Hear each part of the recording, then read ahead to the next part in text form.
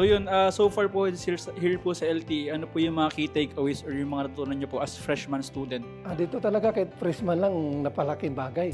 Kasi yung mga terminology minsan, nung una hindi ko maintindihan yung mga ano ba yung stop loss, yung mga take profit, mga ano ba yan, yung mga break even. Pero dito, freshman, nalalaman ko na.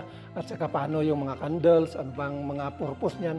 Kasi noon talaga, hindi ko talaga alam kung paano magbasa ng charts. Pero dito, medyo, kahit freshman pa lang, medyo may konti na akong idea na ganun pala yung pagbasa ng ano. At saka yung mga risk assessment kung paano mo siya nga, hindi ka nga matatalo. Kasi yung pagkakaalam ko talaga, sabi nila noon, mawawala lang yung pira mo dyan minsan. Pero yun pala, may mga idea pala na paano na hindi mo makokontrol mo yung hindi mawawala yung pira mo. At saka talagang maganda. At saka isa rin, paano mo siya i-handle yung emosyon mo.